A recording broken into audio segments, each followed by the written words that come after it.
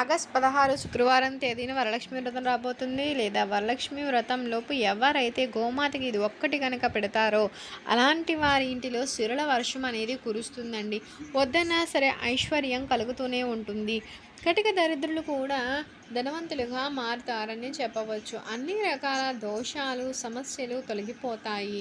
కష్టాలన్నింటి నుంచి కూడా మీరు విముక్తి అనేది ఖచ్చితంగా మీకు కలుగుతుందండి. అయితే ఈ వరలక్ష్మి వ్రతం అనేది పవిత్రమైనటువంటిది. శ్రావణ మాసంలో పౌర్ణమి కంటే ముందు వచ్చేటువంటి శుక్రవారం రోజున వరలక్ష్మి వ్రతాన్ని మనం చేస్తూ ఉంటాం. ఇలా ఆగస్టు నెల 2024 పౌర్ణమి కంటే ముందు శుక్రవారం 16వ తారీఖు రోజున వరలక్ష్మి వ్రతం రానుందండి. ఈ వరలక్ష్మి వ్రతం రోజున ప్రతి స్త్రీ కూడా నిండుగా ముత్తైదువుగా అలంకరించుకొని శ్రీ మహాలక్ష్మీదేవి రూపంలో దర్శనమిస్తుంది. ప్రతి ఇల్లుని కూడా దేవాలయంగా మార్చేస్తుంది. అంతేకాదండి, ఈ వరలక్ష్మి వ్రతం రోజున అమ్మవారికి సహజంగా శుక్రవారం అంటే చాలా ప్రీతి. అందులోనూ శ్రావణ శుక్రవారాలకి అత్యంత ప్రాముఖ్యత ప్రాధాన్యత ఉంటుంది. శ్రావణ శుక్రవారాల్లో అమ్మవారిని మనం ఏ విధంగా పూజించిన భక్తి శ్రద్ధలతో అమ్మవారి మీద ఒక్క దీపం వెలిగించి ధూపం వేసినా సరే అమ్మవారు కరుణిస్తారని చెప్పి మనం నమ్ముతూ ఉంటామండి.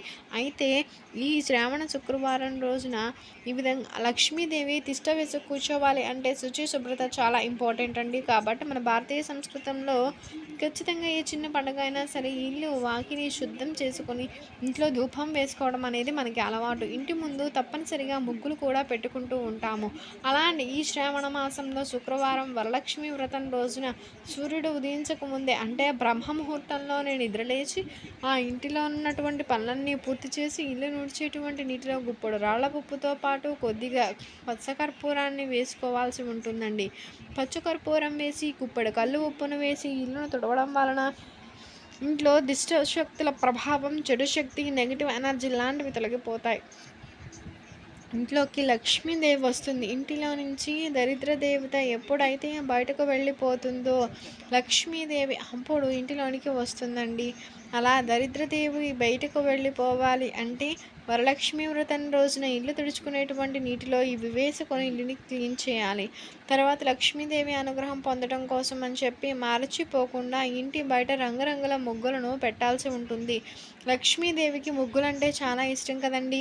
అందుకే ఎంత అందమైన ముగ్గులు ఇంటి బయట పెట్టుకుంటామో లక్ష్మీదేవి అంత త్వరగా ఇంట్లోనికి వస్తుందండి. తర్వాత పూజకు సంబంధించినటువంటి ప్రసాదాలను శుచిగా స్నానాన్ని ఆచరించి తయారు చేసుకోవాల్సి ఉంటుంది. స్నానం చేసేటువంటి నీటిలో రాళ్ల ఉప్పును వేసుకుని స్నానాన్ని చేయాలి. అదేవిధంగా స్నానానికంటే ప్రతి ముత్తైదు స్త్రీ కూడా శరీరానికి పసుపును రాసుకొని నుదుటిన కుంకుమ పెట్టుకుని స్నానాన్ని ఆచరించాల్సి ఉంటుంది. ఈ విధంగా చేసేటువంటి స్నానాన్ని మంగళ స్నానం అని చెప్పి చెబుతూ ఉంటారు. ఈ మంగళ స్నానం అంటే లక్ష్మీదేవికి చాలా ప్రీతండి. ఇలాంటి స్నానం చేయడం వలన ఏంటంటే మనకు ఉండేటువంటి దోషాలు తొలగిపోయి మన సౌభాగ్యం చల్లగా కలకాలం ఆనందంగా ఉంటుందండి. దాంపత్య జీవితంలో గొడవలు తిరిగిపోయి భర్త యొక్క ఆరోగ్యం పెరుగుతుంది, ఐశ్వర్యం కూడా పెరుగుతుందండి. అంతేకాదండి, ఇంటిలో ఉన్నటువంటి ధాన్యానికి లోటు ఉండదు. అలానే లక్ష్మీదేవి ఎల్లప్పుడూ కూడా మన ఇంటిలో తిష్ట వేసి కూర్చుంటుంది. అలా మనం ఈ విధంగా స్నానాన్ని ఆచరించి స్నానం పూర్తయిపోయిన తర్వాత ఎరుపు రంగు లేక పసుపు రంగు లేక ఆకుపచ్చ రంగు మంచి శుభప్రదమైనటువంటి రంగు దుస్తులను ధరించాలి.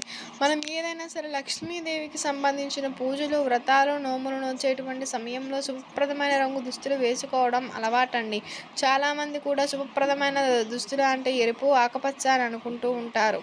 కానీ అమ్మవారికి లేత గులాబీ రంగు, ఆరెంజ్ కలర్, తెల్లని పట్టుబట్టలు అంటే క్రీమ్ కలర్లో ఉండేటువంటి పట్టుబట్టలన్నా సరే లక్ష్మీదేవికి చాలా ఇష్టం. తెల్లని పట్టుబట్టలకి ఏదైనా సరే అంచు వస్తే ఏదైనా రంగు ఎరుపు, ఆకుపచ్చ, బంగారు రంగులో ఉండేటువంటి అంచు ఇవి వచ్చేవైనా పర్వాలేదండి. అవన్నా కూడా లక్ష్మీదేవికి చాలా ఇష్టం. తర్వాత ఏంటంటే చేతి నిండా ఎర్రని లేక పసుపు రంగు, బంగారు రంగు, ఆకుపచ్చ రంగు గాజులను వేసుకోవాల్సి ఉంటుంది. నుదుటిన తప్పనిసరిగా కుంకుమ ధరించాలి. పళ్ళైన వారు పాపిడిలో సింధూరం ధరించాలి. ఆ తర్వాత అమ్మవారికి కావాల్సిన పూజా సామాగ్రిని సిద్ధం చేసుకోవాలి. ఇక అమ్మవారికి తయారు చేసేటువంటి ప్రసాదాలను తయారు చేసేటువంటి సమయంలో గ్యాస్ స్టవ్ని కూడా చాలా పరిశుభ్రంగా సువాసనాభరితంగా ఉంచుకోవాలి. అంటే గ్యాస్ స్టవ్ని శుభ్రం చేసేటి గ్యాస్ స్టవ్ అంటే వంట రూపంలో ధూపం వేయాలండి. తర్వాత గ్యాస్ స్టవ్ వెనకాల గోడను కూడా శుభ్రం చేసుకోవాలి. గ్యాస్ స్టవ్ దగ్గర వాడేటువంటి మసిగుడ్డను కూడా శుభ్రం చేసుకుని ఆ యొక్క ప్రసాదాలను తయారు చేసుకోవాల్సి ఉంటుందండి. నైవేద్యాలను ఎంత శుచిగా తయారు చేసుకుంటే అంత రుచిగా ఉంటాయి. అమ్మవారి కటాక్షం కూడా అంతే సులువుగా లభిస్తుందండి. ఆ విధంగా మనం ఈ విధంగా నియమాలను పాటించి ప్రసాదాలను తయారు చేసుకుని మరి ఏ ప్రసాదాలు అమ్మవారికి పెట్టాలండి అంటే స్తోమతను బట్టి ఓపికను బట్టి అమ్మవారి మనం ఈ ప్రసాదాలను తయారు చేసుకోవాలండి. ముఖ్యంగా అమ్మవారికి పులిహోర అన్న పాయసం అన్న చాలా ప్రీతి. బూరెలు గారెలు వడలు ఇలా అన్ని రకాల వంటలు కూడా అమ్మవారికి ఇష్టం. అన్నింటిలో కల్లా తప్పనిసరిగా పట్టాల్సినవి అమ్మవారికి శనగలండి. పులిహోర శనగలు పాయసము ఇవి పెట్టాలి. పాయసం పులిహోర శనగలు ఇవి మాత్రం అమ్మవారికి తప్పకుండా సమర్పించాల్సినటువంటివండి. లేక మీకు ఏదైనా సరే స్వీట్ షాప్లోంచి రకరకాల స్వీట్స్ని కూడా తెచ్చుకొని ఇది కూడా పెట్టుకోవచ్చండి. ఈ విధంగా ప్రసాదాలను తయారు చేసుకొని అమ్మవారి పూజను ప్రవృత్తి చేసుకొని వచ్చిన ముత్తైదువులకి వాయినంగా అందులో ఏవైనా సరే అంటే స్తోమతకు తగ్గట్లుగా వాయినాలను ఇచ్చిపుచ్చుకోవాలండి. ఈ విధంగా వచ్చినటువంటి వారిని సాక్షాత్తు శ్రీ మహాలక్ష్మిగా భావించి వాయినాలను అందించాలి. ఈ విధంగా ఎవరైతే స్తోమతను బట్టి పూజను సంప్రదాయబద్ధంగా చేసుకుంటూ ఉంటారో అలాంటి ఇంట్లో లక్ష్మీదేవి తిష్ట వేసి కూర్చుంటుందండి. సాంప్రదాయబద్ధంగా అంటే తప్పకుండా పూజకి రాగి కలశాన్ని ఉపయోగించాలి. ఆ రాగి కలశం అంటేనే లక్ష్మీదేవికి చాలా ప్రీతి. ఇదే విధంగా ఈ యొక్క ఇంతటి విశేషమైనటువంటి వరలక్ష్మి వ్రతం రోజున అమ్మవారిని ఈ విధంగా కనుక పూజిస్తే సౌభాగ్యం సంపద పెరుగుతాయని సంతోషంగా జీవిస్తారు అని దాంపత్య జీవితంలో ఉండేటువంటి కష్టాలు తొలగిపోతాయి అని చెప్పి నమ్ముతూ ఉంటాం. ఇలాంటి పవిత్రమైనటువంటి రోజు వరలక్ష్మి వ్రతం రోజు గోమాతకు ఏం పెట్టాలండి అంటే విషయానికి కూడా మనం తెలుసుకుందామండి. గోమాత అంటే సాక్షాత్తు శ్రీ మహాలక్ష్మీదేవితో సమానమండి. భూమిపైన వెలిసిన లక్ష్మీదేవి అని భావిస్తూ ఉంటాం. ప్రతి నిత్యం కూడా ఉదయం నిద్ర లేవగానే గోమాత యొక్క ఫోటోని కానీ విగ్రహాన్ని కానీ పాలిచ్చేటువంటి గోమాతను కానీ లేక ఆవు గడ్డి మేస్తూ ఉన్నటువంటి దృశ్యాన్ని కానీ చూసినట్లయితే ఆ రోజు సాక్షాత్తు శ్రీ మహాలక్ష్మీదేవి దర్శనమిచ్చినట్లుగా భావిస్తుంటామండి. ఆ రోజంతా ఏ పని చేసినా విజయాలు కలుగుతూనే ఉంటాయి. అంతేకాదు ప్రశాంత వాతావరణాన్ని గడుపుతూ ఉంటాము. గోమాతను పూజిస్తే కోటి దేవుళ్లను పూజించిన పుణ్య ఫలితం లభిస్తుంది. ఎందుకండి అంటే కోటి దేవుళ్ళకి స్థానాన్ని కల్పించింది గోమాత. గోమాతలో కోటి దేవుళ్ళు కొలువై ఉంటారని శాస్త్రాలు చెప్తున్నాయి. అందుకే గోసేవ చేసినటువంటి వారికి ఎప్పటికీ కూడా పేదరికం అనేది కలగదు అని, గోసేవ చేసినటువంటి వారికి ఎలాంటి జాతక దోషాలు కలగవు అని, ఎందులో కూడా అపజయం కలగదు అని శాస్త్రాలు స్పష్టంగా తెలియజేస్తున్నాయండి. అలాంటి గోమాత శ్రీ మహాలక్ష్మీదేవితో సమానం. గోమాతను పూజించినటువంటి వారికి ఎల్లవేళలా సిరి సంపదలు కలుగుతాయి. విద్యా ఉద్యోగ వ్యాపార రంగాలలో అద్భుత విజయాలను సాధిస్తారు. గోమాత అంటే సాక్షాత్తు పరమశివుడితో సమానం, లక్ష్మీదేవితో సమానము, సకల ఐశ్వర్యాలకు చిహ్నంగా భావించబడుతుంది. అనేక రకాల సమస్యలు, ఆరోగ్య సమస్యలు, విద్య వృద్ధి, వ్యాపారంలో కూడా నష్టాలు ఇవన్నీ కూడా తొలగిపోయి జాతకంలో రకరకాల దోషాలు పట్టి పీడిస్తున్నా ఆ దోషాలన్నీ కూడా తొలగిపోయి ఐశ్వర్యం కలగాలి అంటే శ్రావణ శుక్రవారం రోజున మరచిపోకుండా గోమాతకి ఇది ఒక్కటి పెట్టండి. గోమాత అంటే శ్రీ మహాలక్ష్మీదేవి స్వరూపం కాబట్టి గోమాతను పూజించినటువంటి వారికి ఎప్పటికీ కూడా ఆపద రాదు. అలాంటి వారి గోమాతకు మరి వరలక్ష్మి వ్రతం రోజున ఏం పెట్టాలి తెలుసుకుందాం. ముఖ్యంగా మన ఇంట్లో లక్ష్మీదేవి ఉంది లేదు అని తెలిపే సంకేతాలు కూడా గోమాత ఇస్తుందండి. గోమాత ఎప్పుడైతే పదే పదే మన ఇంటి ముందుకు వచ్చి అరుస్తూ ఉంటుందో లేక మన ఇంటి ముందుకు వచ్చి నిలబడిపోతూ ఉంటుందో అలాంటి ఇంటిలో లక్ష్మీదేవి తిష్ట వేసి కూర్చుంది అని చెప్పి చెప్పి గ్రహించాలి. అలా మన ఇంటికి వచ్చినటువంటి గోమాతకి ఏదైనా సరే ఆహారం పెట్టి పంపించినట్లయితే లక్ష్మీదేవి కటాక్షం సంపూర్ణంగా ఎల్లప్పుడూ కూడా మన వెంటే ఉంటుంది. ఈ వరలక్ష్మి వ్రతం రోజున గోమాతకి ఇది పెట్టడం వలన ఏంటంటే ఒక 10 మంది ముత్తైదువులకు ఆహార దానం అన్నదానం చేసినటువంటి పుణ్యఫలితం లభిస్తుందండి. ఇలా మూగజీవులకి కానీ గోమాతకు కానీ ఎవరైనా పేదవారికి కానీ ఆకలితో ఉన్నటువంటి వారికి కానీ వరలక్ష్మి వ్రతం రోజున ఆహారాన్ని దానం చేయండి. ఇంతకీ మరి వరలక్ష్మి వ్రతం రోజున గోమాతకు ఏం పెట్టాలి అంటే గోమాత ఏదైతే తినగలుగుతుందో తినడానికి అనుకూలంగా ఉండేటువంటిది పెట్టాలి. చాలామంది కూడా తినడానికి అనుకూలంగా లేనివి తెచ్చిపెట్టి వెళ్ళిపోతూ ఉంటారు. అలా పెట్టి వెళ్ళిపోయిన తర్వాత ఏంటంటే గోమాత వాటిని తినడానికి అనుకూలంగా లేక తినలేదనుకుంటుంది. అప్పుడు ఎలాంటి పుణ్యము లభించదు.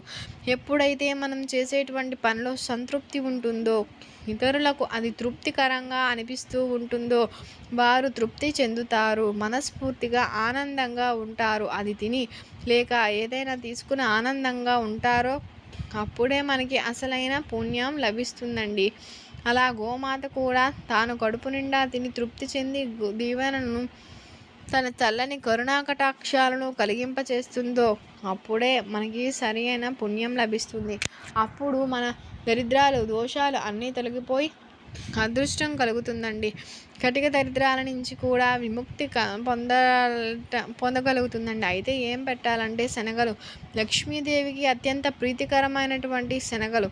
అలానే గోమాతకు ఈ శనగలను తినిపించటం వలన మనకు ఏ దోషాలు ఉన్నా, ఇంత శనీశ్వర దుష్ప్రభావాలు ఉన్నా, జాతక దోషాలున్నా, గ్రహ దోషాలున్నా సరే గ్రహాలు అనుకూలించక అన్ని పనులు వెనుకబడిపోయినా ఎంత కష్టపడినా ఆ పనికి తగిన ప్రతిఫలం అనేది ఉండకపోగా అప్పులు చేయాల్సినటువంటి రావడం, ఆర్థికంగా కష్టాలు అనుభవించడం వంటి సమస్యలు ఏవి ఉన్నా సరే ఖచ్చితంగా తొలగిపోయి అదృష్టం అనేది మనకి లభిస్తుందండి.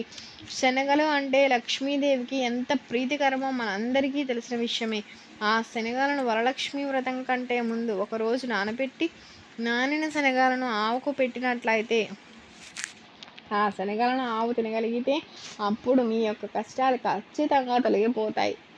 శనగలతో పాటు అరటిపళ్ళు, అలానే దొండకాయలు, టమాటాలు, పాలకూర, అలానే తోటకూర వీటిని శ్రావణ మాసంలో పౌర్ణమి కంటే ముందు వచ్చేటువంటి శుక్రవారం రోజున వరలక్ష్మి వ్రతం రోజున కనుక మనం పెట్టినట్లయితే మనకి ఇవి మనస్ఫూర్తిగా భక్తి శ్రద్ధలతో గోమాతకు కనుక తినిపించాలండి. ఏదో పెట్టాం వచ్చాం తిందో లేదో తెలియదు అనుకోకుండా అవి తినేటువంటి వరకు కూడా అక్కడే ఉండండి. అవి తిన్న తర్వాత గోమాతకు పసుపు కుంకుమలు పెట్టి గోమాత ముందు ఏదైనా సరే ఒక రాయిని పెట్టి ఆ రాయి పైన కొబ్బరికాయను పగలగొట్టాలండి. అంటే గోమాత దగ్గర కొబ్బరికాయను కొట్టాలండి. అగరబత్తులు ధూపాన్ని వేయాలండి.